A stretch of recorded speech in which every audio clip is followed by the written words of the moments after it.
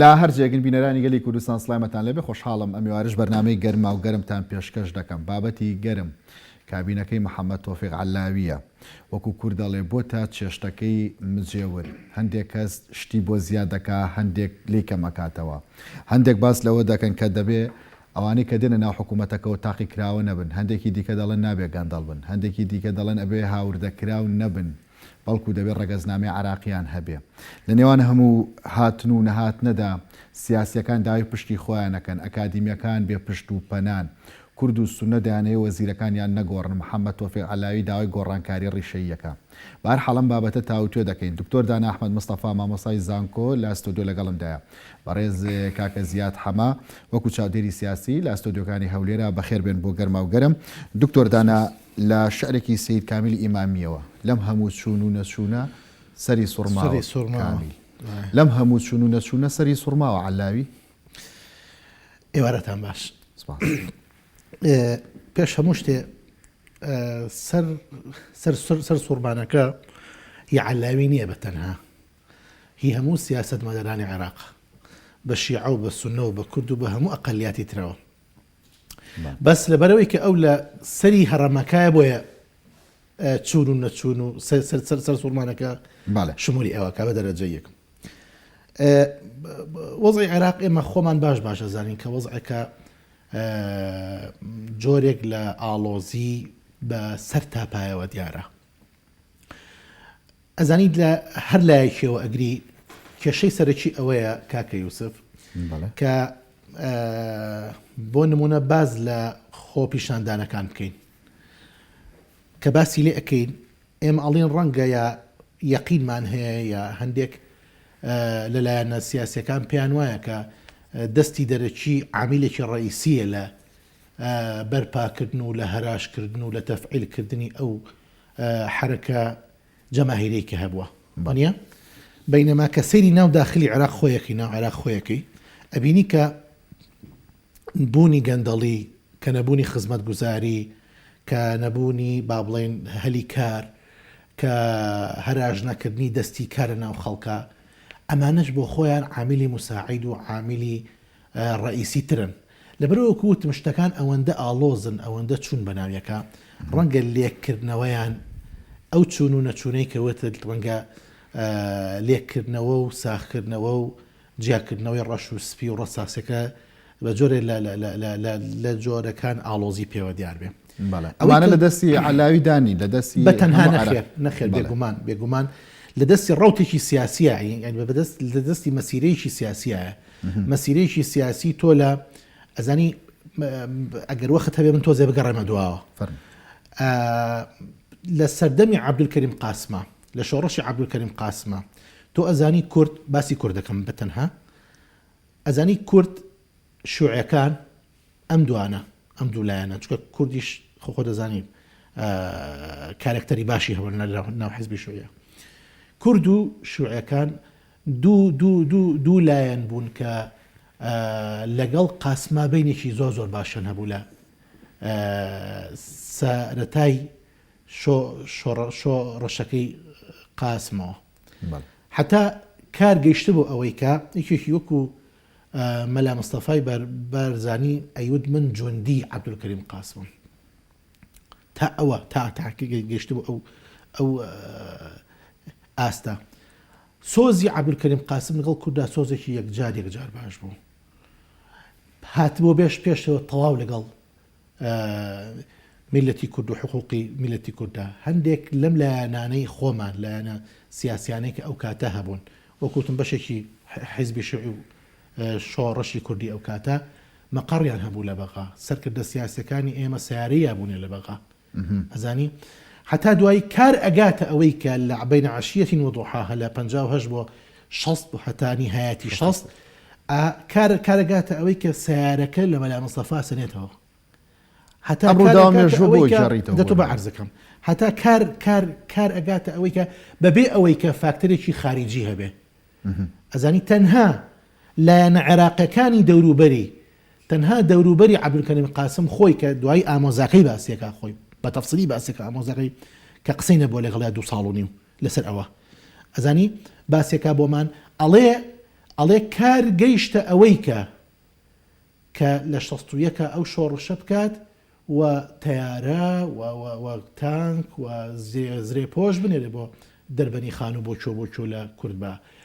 ڕۆژە لێرە ئەیە ڕۆژە بارزانانی قەسفەکرد خەڵکی ئەنار بۆ ئەوەی کە سەرکردایەتی سیاسی کورد یەک ببینێ شوێنەکەی دا ئەنابۆی فڵانکەسی بۆ ئەنارد ئەگەر ئەو ڕۆژە ئەو دەقێ لەو مۆعیدەیە بچوایە تیارە نرد قەسفکە لەبەرەوە ئەم بوعدە تاریخیەی ناو عێراق التاريخ يعيد نفسه جاريش تكرار بيتوا كاركتري سياسي إما كاركتري مزاجي كاركتري سياسي عراق كاركتري كن كمزاج كعقيدة مبدأ برنسيب ايديولوجيا كاريانتي اجا لباش اما استراتيجي نيو دولتي درو دراوسي كاريتي اكا لباش او السيطرة كردن بسر احزابي سياسي نوع علاقة كاريكي غلطانية سخطة لبرو همو امانه السيطره كردن بسر همو امانه و استلم حالتشا خالي بينجمي هاتو تسر كجارانه ونبوه قال به رازي كردني ملتاني عراق رازي كردني كما يتكاين ناو عراق ازاني استا خو بيشاندرانش زور سخته استاوش لبرو لبر ام بين سببا سيطره كردن بسر عراق استا شاكدني وضع العراق كمنيه غلطانيه زاني بلايك ناكري بهمو لايك شيعة لم همو تشونو أطراد بويكا سري شوشي شراب بعد وكو هيمن من تصورك يعني نيتك هبه والله من يعني ام قسيكي كم ببور المقسي خوما يعني رأو بوتشوني خوما نجيب رأيك حزب بياشتي كتل من قناعتهم وإما بهمو لايك ما جخد كينو لويك ام حكومتي علاوي حكومتك نبات بۆ بڵێن داوایشتی قورسی لێ نەکەین نە ئێمە نەمیلەتە گەلانەی تری عێراق داوای هەڵبژاردنێکی پێشوەختی نەزیهی لێ بکەین بە هەموو لایەکمان داوای ئەوە بکەین کە هاوڵاتی لەم عێراقیا چی دەوێت جگە لە خزمەت گوزاری و بەڕێوەبردننی وڵاتێکی باش ئێستا ئەو کادیرەی کە وڵات بەرەبەرێ بەڕێوە ئەو کادیرە باشە دەست ناکەوێت یان نییە یان نەخەوتۆتە سەرکار یانەیان بردوۆتە سەر کار و ئیشی خۆی یا ئەوە تا من ئێستا یەکێکە لەو شتانی کە هەیە لەبەر بەردەستما بەڕاستی ئەوەیە کە قەناعەتم هەیە بەوەی کرد چۆن میلەتانی عێراق ئێستا چۆن دەرودراوسە ئێستا نمونەی هەرێمی کوردستانیان لەبەردەستایەکەڵە نمونەیەکی حکمی باشە تا ئەستێک واڵن ئەڵە نمونەی حتا گەلانی تری عێراق میلەتانی تری عێراق ئەقوامی تری عێراق لەگەڵ ئەوان کە حکمی کوردستان حکمێکی باشە تەجروبەیەکی باشە تا باشە با ئێمە دەست بکەین بەوەی کە کادیرانی خۆمان بنێرینە بەغا ئەوانەی کە ئەو پشکانی کە هەمانە لە بەغا چ لە پەرلەمان چ لە وەزارەتەکان کادیرگەلێک بنێرین کە بتوانین ئەهلی خیبرە بن و سوود و قازانجیان هەبێت بۆ میلەتی کوردش و بۆ عێراقیش بیرمان نەچێ هەموو سوودوەرگرتنیی عێراق سوودوەرگرتنی ئێمەشە بالتالي وڕۆڵی ئێمە زانی ڕۆڵی ئێمە ئەبێ بگۆڕێ وەزعی ئەو حکومەتی کە لە 2003 لە دوای 2003 دروست بوو ئەگەر وای ناو بنێن یعنیگەر ڕێبم بە خۆمە قسە بکەم حکومەتی کوردی شیعی کە دروست بوو لە بەغا حکومەتێکی زۆر باش بوو یعنی ئێمە بەڕاستی پشتێکی زۆر باشمان هەبوو ناو عێراقا چ اقتصادیان چ سیاسیان چ موقعی خۆمان وەکو کورد ئەزانی لە 2012 بەهەر لەبەر هەر بەبێ تێکمانە ئێمە تێکمانە لەگەڵ بەغا ئێمە تێکمانە لەگەڵ مالیکی ئەو کاتە جانان ناڵێم کێ و چۆنە زۆر باشە ئێمە ئەبێ بگەڕینەوە ئەو پێشەوە و ئیدامەی پێبین زۆر باشە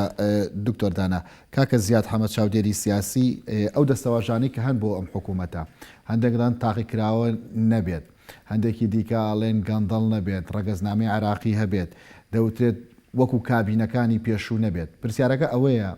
لەم قوڕێ عێراق چ حکوومەتێک دێتە بەرهەم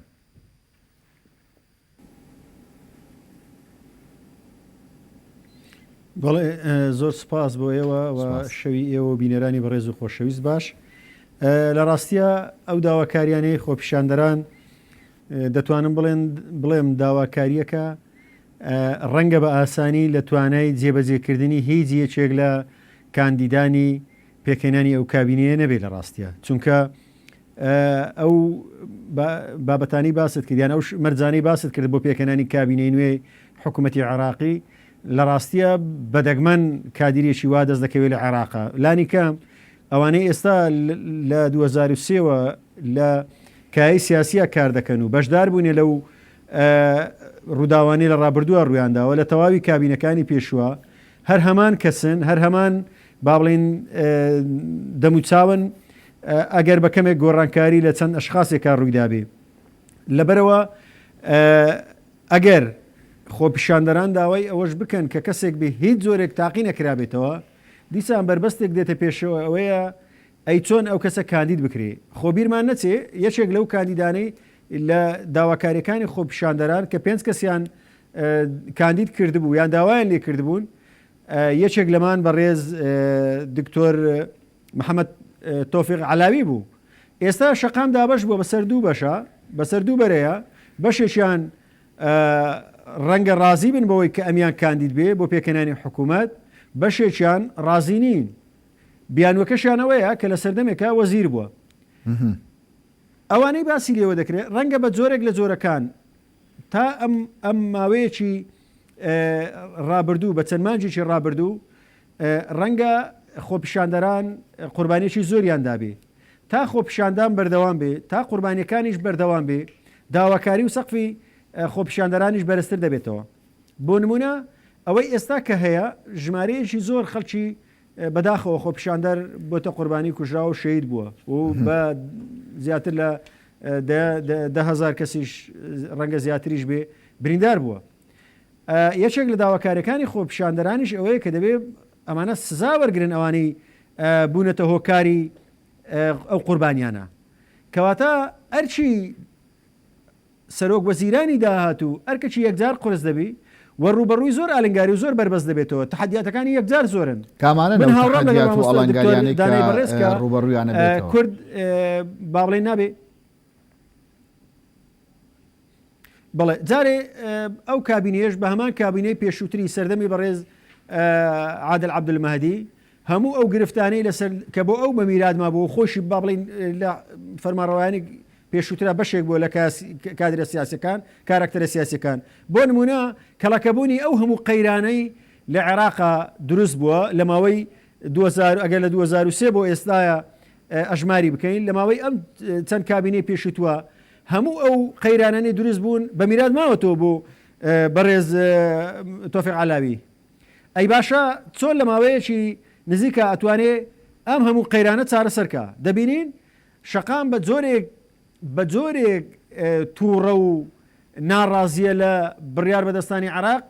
هیچ جۆرە متمانەیەکی نییە بەوەی کە ئەگەر گریمان بەیانی کاندیدی حکوومەت پێکێنەری حکوومەت زۆر بەڵێنش بدا و تەنانەت هەربینیمان لە کاتی کاندید بوونیە لە کاتی ئەوەی بەڕێز سەرۆک کۆمار ڕایسپارد وتارێکیدا کە خۆی لەگەڵ خۆپیشاندەران ئەژمار کرد و ڕایگەیان کە من داکۆچی دەبم داکۆچی کار دەبم لە مافەکانیەوە بەرگریتان لێ دەکەم بەڵام ئەمە نەبووە هۆی ئەوەی با بڵین متمانەیەک لای خۆپیشاندەران دروستکە بتوانن چانسێکی پێ بدەن ئەگەر بۆ ماوەی چەند مانگێکیش بێ ڕێگەی پێ بدەن تاقی بکرێتەوە لەبەرەوە شەقام هێندە تووڕەیە ڕەنگە متمانەی پێ نەکەن نەبوونی متمانە کە لە عێراق و لە هەموو با بڵین ئەو ناوچەیە بۆتە قەیرانێک کە زۆربەی دانیشتەکانی پەک دەخات زۆربەی گفتوگۆیەکان پەک دەخات چونکە لایەنی بەرامبەر هیچ زۆرە متمانەیەکی بەلایەنی تکە نییە بە بەرامبەرەکەی نییە لەبەرەوە لە ڕابردووە هێندە بێمتمانەیی کردووە هێندە پاشگەز بۆ تۆ لە بەڵێنەکانی ئەو یەک لەو ئالینگاریانەیە کە ڕەنگە بۆ سەرۆک وەزیرانی داهاتوو کێشە بێ جگەلەوە بەشێک زۆر لە ئەو ڕاگررتنی هاوسەنجی هێز لە ناوچەکەیە و لە نێوان جەمسەرەکانە لە ئاستی نێو دەوڵەتیە ئەمەش ئەرچی بەڕێز محەممەد تۆفیق علاوی قرس دەکات جگەلەوەی کۆمەڵی کێشەی هەڵپەسێدراو هەیە لە نێوان هەرێمی کوردستان و لە نێوان ناوەند ئەمانش پێویستی بە چارەسەرکردن هەیە لەگەڵ ئەو کۆمەڵە با بڵین دۆسیانەی کە بەهۆی بە زۆرێک لە زۆرەکان لەلایەن دەستەی نەزاها یا لەلایەن با بڵین داواکاری دادگای داواکار و ئەوانە کراون هەموو ئەمانە بربەستێکن لە بەردەم بەڕێز علاوی کە ڕەنگە بە ئاسانی تایە نەتوانێت سەرکەوتوو بێ کە من گەشتبینی ینی ببوورە ڕژبین نیم بۆمانەیە کە نەتوانێت کارەکان ڕاستپێری بەڵام ئەو ئالنگاریانەی کە دەشێ نەک هەر محەممەد تۆفیق علاوی بەڵکو کەسێکی تریش بیت و ڕوبەڕووی هەمان ئالنگاری و بربەستەکان ببێتەوە. بەڵێ بەڕێز کاکە زیاد ینی ئاماژت بۆدا کە پێویستە گۆڕانکاری ڕیشەی لە عراقدا بکرێت پرسیارەکەوەیە هەنی مەبەست چێ لە گۆڕانکاری ڕیشەی ینی تەواوی ئەوەی کە لە عراقدا هەیە بگۆڕێەوەی کە لە 2023 بنیاد بنراوەتەوە خۆ سێ دەی بەسەرا تێ نەپەڕیوە تا بێت هەمووی بنیاد بنرێتەوە.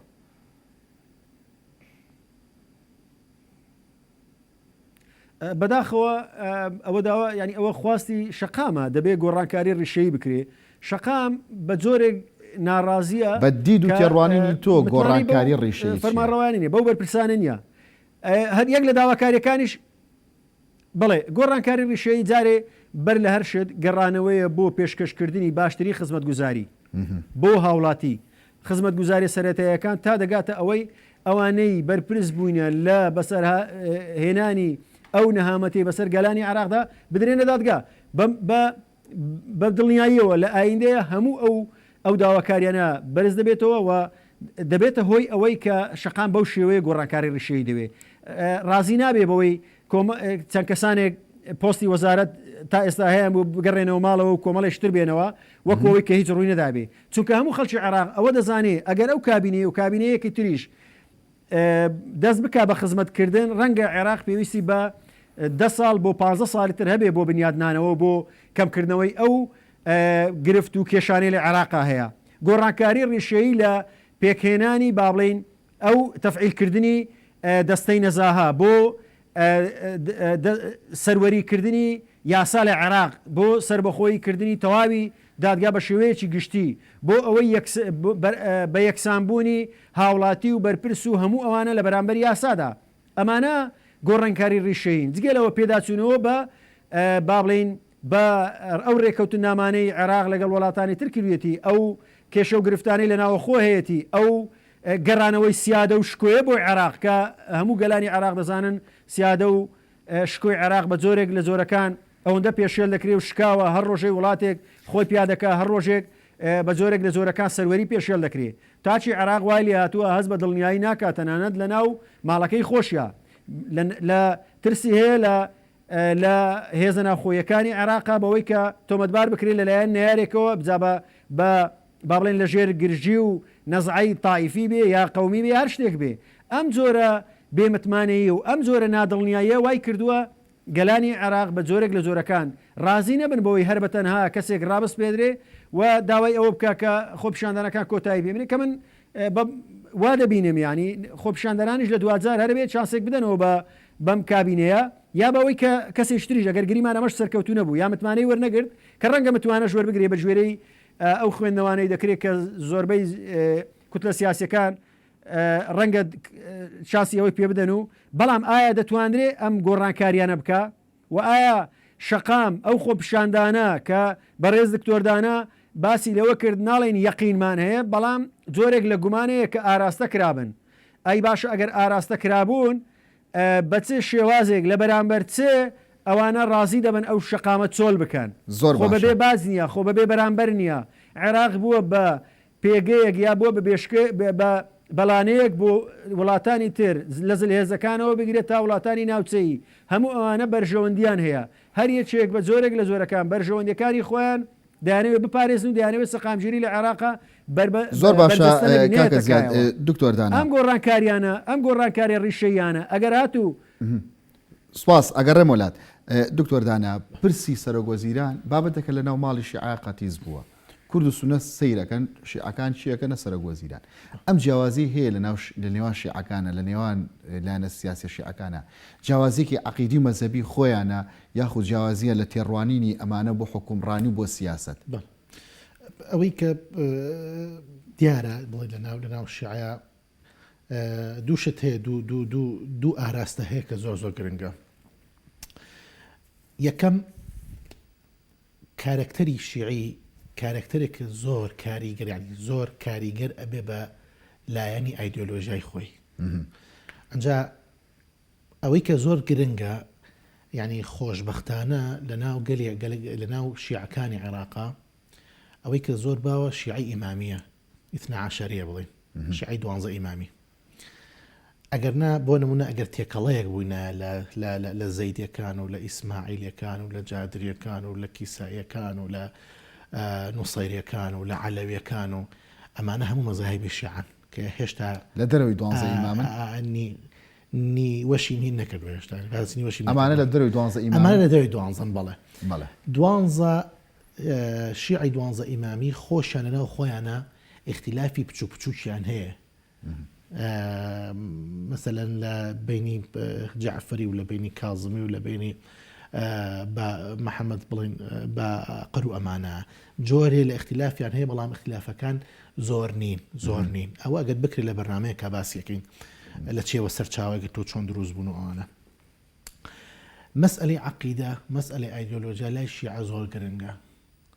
بەڵام خۆشبەختانە ئەوەی کە هەیە لە ناو عێراقا ئەو شیعەی کە هەیە لە ناو عێراقا شیعەی ئیمامیەکانە لەبەر ئەوە وەکو عەقیدەکە یعنی ئێمە زۆر کێشەمان نییە بەڵام وەکو ئەحزابی شیعی کێشەمان هەیە یعنی تێڕوانینی ئەحزابە جیاوازەکانی ناو شیعە تێڕوانینیان بۆ دەسەڵات بۆ حکومداریکردن بۆ اختیاراتی خۆیان بۆ سەرۆکوەزیران کێشەکەمان ئەمەیە هەڵبەتە تەیارەکانی ناو عێراق تەیارە شیعەکانی ناو عێراق بڵێن ئەحزابە سیاسیەکانی ناو عێراق بۆعدێکی تاریخیان هەیە لەگەڵ یەکە و لەگەڵ سوننەکانە و لەگەڵ ئێمەیە وەکو کورد بیرمان نەچێ کە بەشێکی کوردیش لە ناو شیعەکانە هەیە ئەگەمان لەو خاڵە بکە زۆر گرنگە یعنی ئێمە بەداخەوە کە ئێستا سوود وەرناگرین لە بوونی با بڵێن فئەی کورد لە ناو شیعەیە کە هەمانە ئێمە چه سوودێکیان لێ وەرگین ئەگەر ئەوانیان لێ دەرکەین هەمومان سونی دەمێنینەوە لە مێژووە تۆ دوای باسی ئەوەکەین چۆن سوودێک وەرگین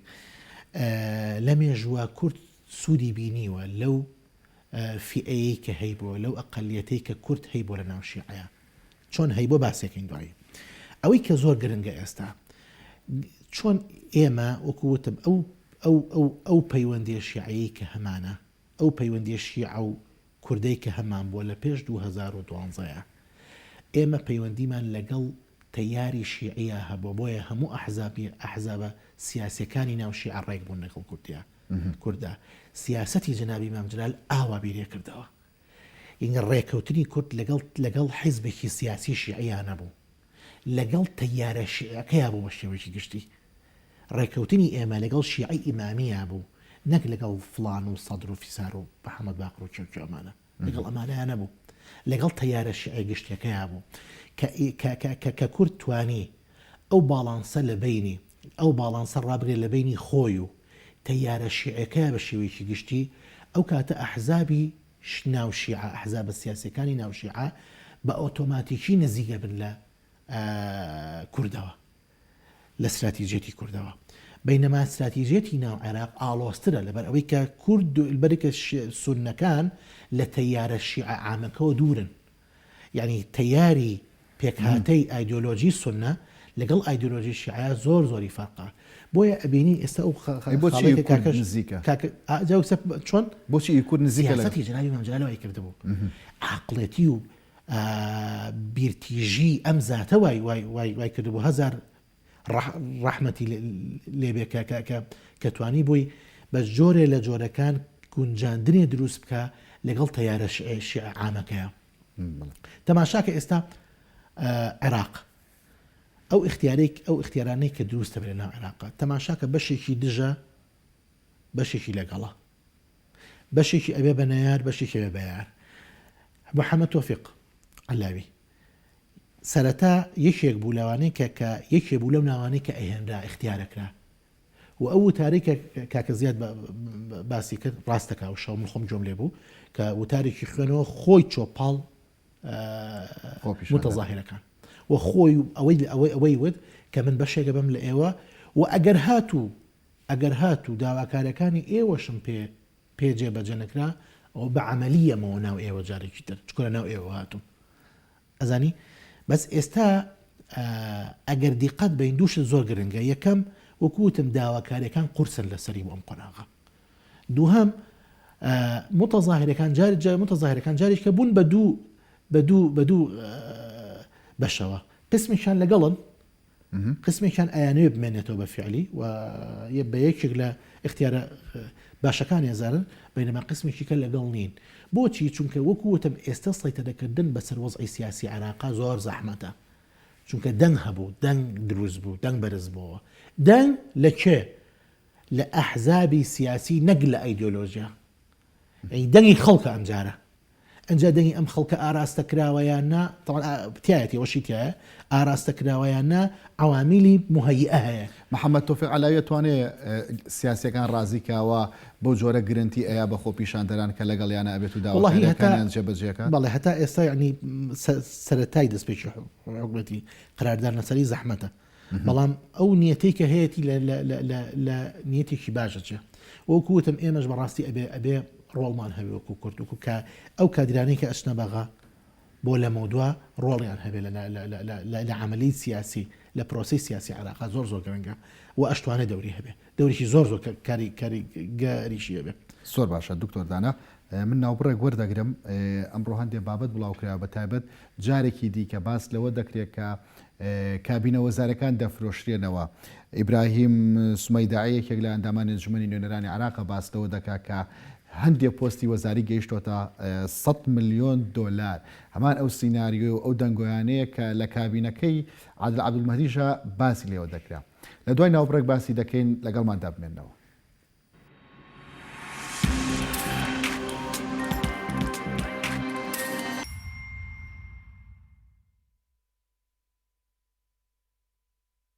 ئۆفرێکی ناوازە لە قەیوان سیتیەوە. ئێستا لە قەیوان سیتی ببە بە خاوەنی شوقەیەکی کۆڵەتی بەرز و سەردەمیانە. پەلا بکە و سوودمەند بە لە ئۆفەری کڕینی شوقە بە قیستی 6 ساڵ. ڕوبەری شوقەکان 180 مەتر دووجایە. پێکاتوە لە 3 ژووری نووسن، ژووری میوان و نان خواردن، 2 موشتەمەلات، گەنجینە، مەتباخ، 3 باڵکۆن کە بەسەر دیمەنی جوانی شاری سلێمانی داڕوەن. باڵەخانەکانی قەیوان سیتی سیستمی ئاگرکوژانەوە و غاز و سەتەلایتی مرکزی تێدایە و 2 ئەسانسۆر بۆ هەر باڵەخانەیەک دانراوە و تێیدا ڕەچاوی بەرزترین کاریگەریەکانی بوومەلەرزەکراوە. تەواوی باڵەخانەکان بە مەبەستی پاراستن لە سەرما و گەرما بە کەرەستەی گونجاو ڕووپۆشکراوە. ئەم دەرفەتە لە دەستخۆت مەدە و لە قەیوان سیتی بە پێشێکێکی گونجاو و بە قیستی درێژخایەن ببە بە خاوەنی شوقەیەکی هاوچەرە.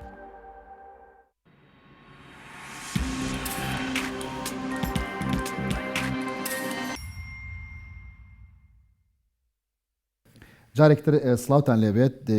لە بابەتی کڕینەوەی وەزارەتەکانە بووین. ئەمڕۆ بڵاوکراوەتەوە کە بەهای هەندێک وەزارەت لە عێراقدا گەیشتۆتە 100 ملیۆن دۆلار. یەک لە ئەندامانی انجومەنی نوێنەران باسی کردەوە، ناوی ئیبراهیم سومەیداعیە. بەڕێز کاکە زیاد حەمام، بابەتی کڕینەوەی وەزارەتەکان کێشەیەکی نوێی عێراقا، نەخۆشیێکی مزمینە، ئەمیش هاوشان لەگەڵ نەخۆشەکانی دیکەیە، یاخود تۆمەتێکە ئاڕاستە ئاکرێت و هیچ ئەنجامێکی نەبووە تا ئێستا.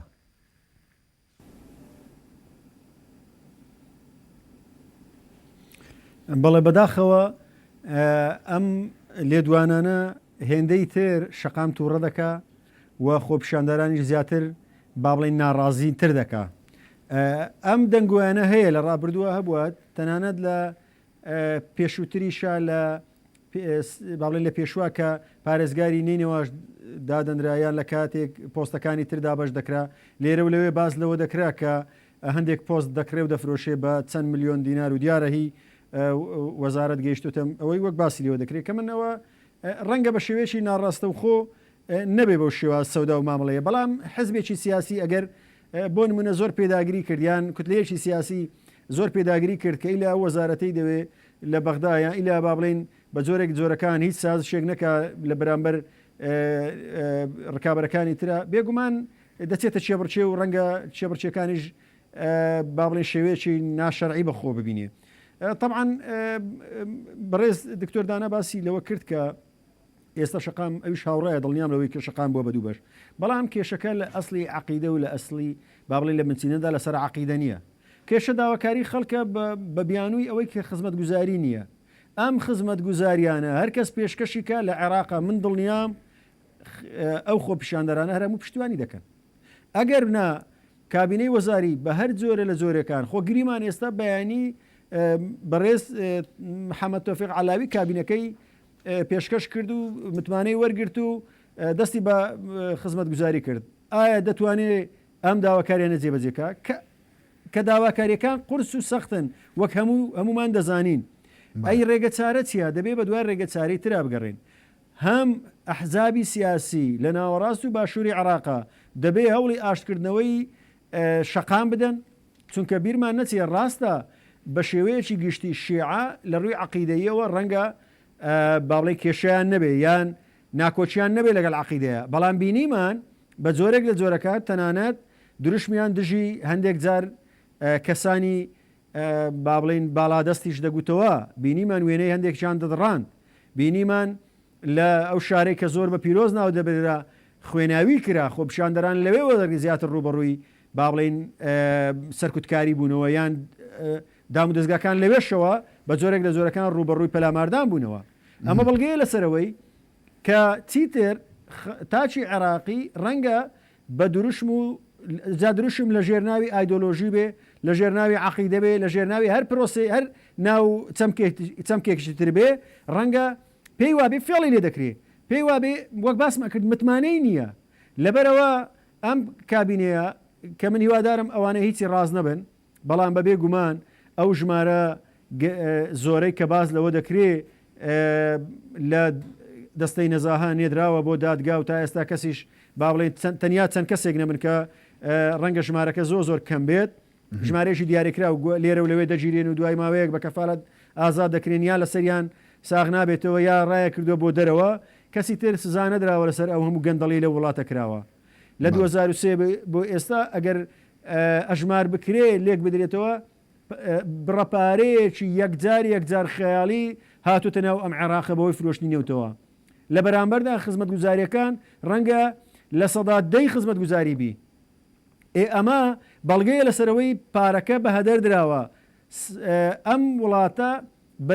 بەرەو وێرانکاری ڕۆیشتووە.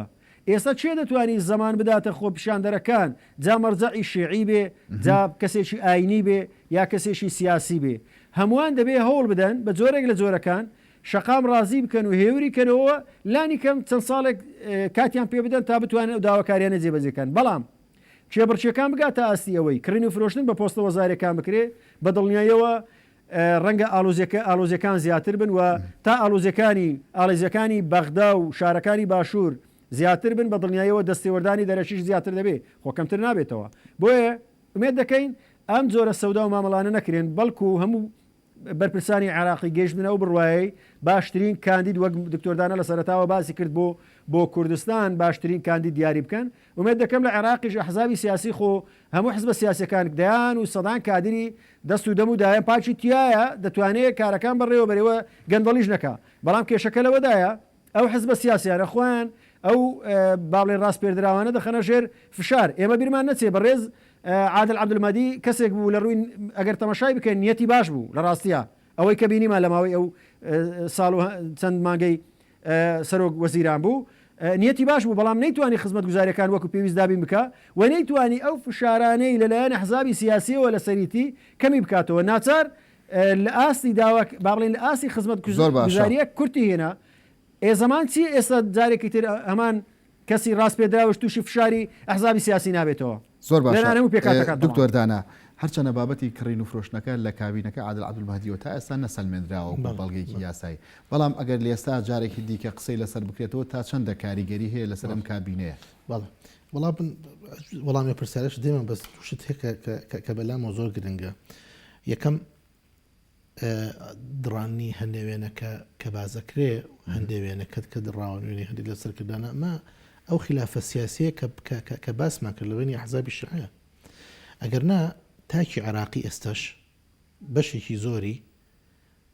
ئایدۆلۆژیای جوڵێنێ، شیعەکانیان جوڵێن، شیعەکان تۆ بچۆ لە بزانە کە یەکێ لەو مەڕجعانە وتارێکە خوێنێتەوانێ چەند کەس شوێنێکەوێ تەییدێکە بە قسەی هەڵەچێ وایە نا لەبەرەوە ئەمە قەزەیەکە بڕاوەتەوە بەڕاستی مەسئلەی ئایدۆلۆژیا و مەسئلەی شیع و ئەوانە ئەگەر نا بینە سەر ئەوەی کە بە هەڵبژاردن سونە بێتە سەر حکوم قەت شتی وان ناوێ بەخەویش شیعی ئێستا لە 60 بۆ 65 عێراقە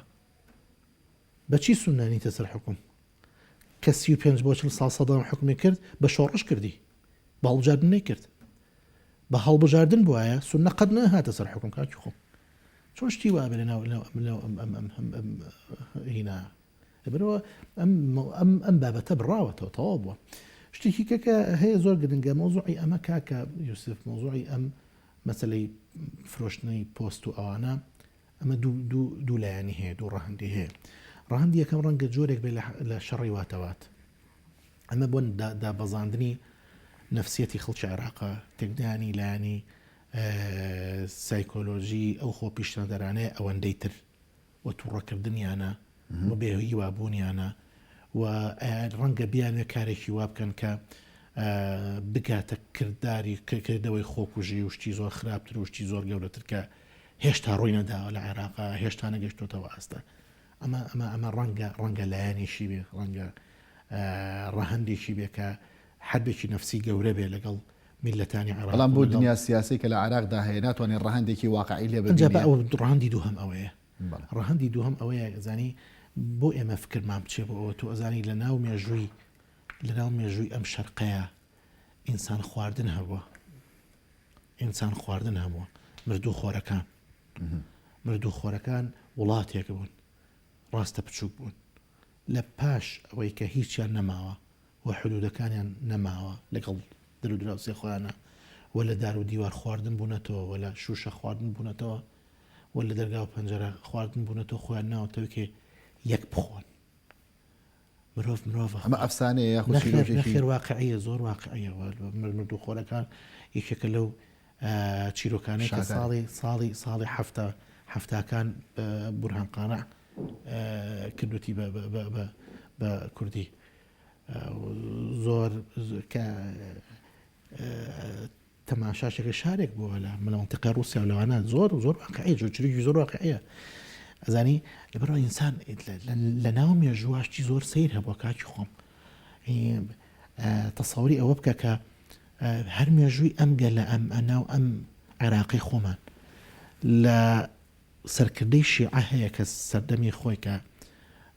بەڕەحمەت بێ حسێنیان کوشتووە حسێنی کوڕە عەلیان کوشتووە چۆن کوشتویانێک کردووە بە 12 پارچەوە لە تونوێتیانە لە یەکتەنی بیدایەت کە دەستیان بکردووە بە ئەشکەنجەدانی لە تونوێتیە ئاوەکەیان بۆ هێناوە نیانێشتۆ بیخواتەوە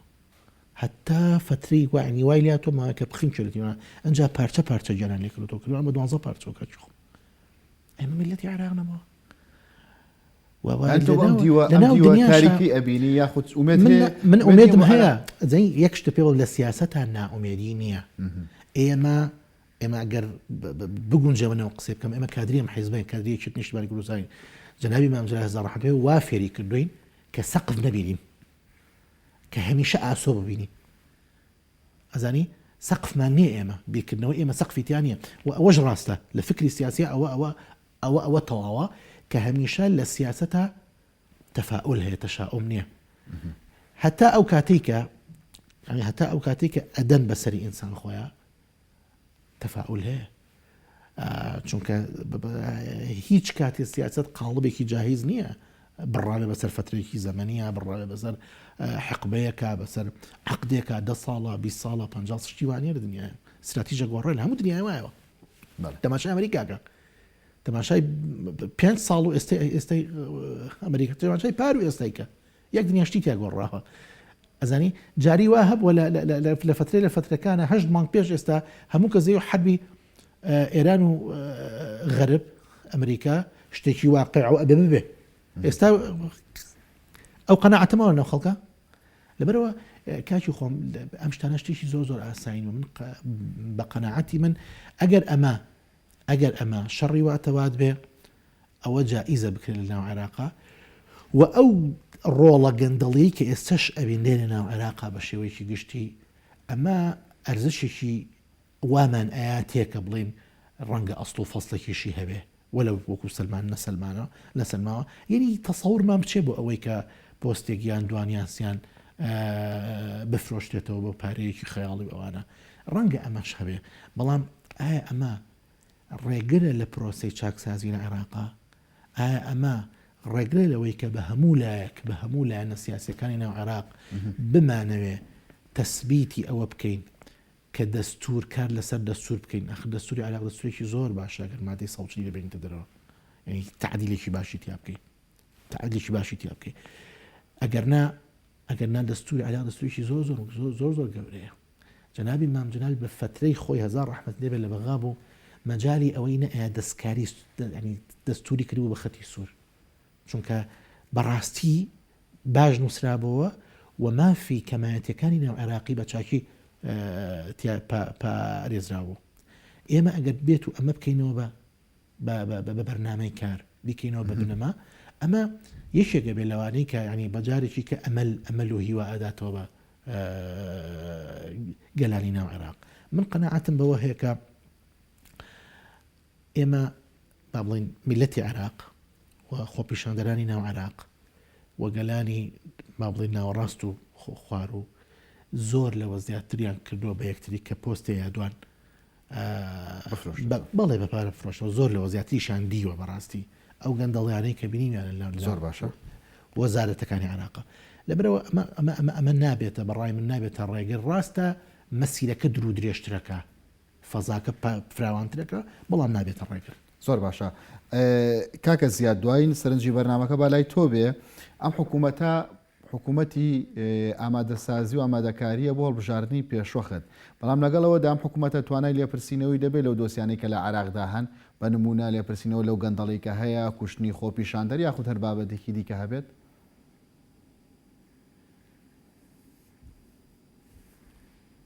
بەڵێ بە بڕوای من پێشەوەی ئەگەر بە کورتیش بێ کۆمنتێکم بۆ بەڕێز دکتۆردانە مامۆستای خۆم دەزانم بەڵام طبعا ئەو ڕووداوانەی باسی لێو دەکات لە سەردەمی خۆیانە لە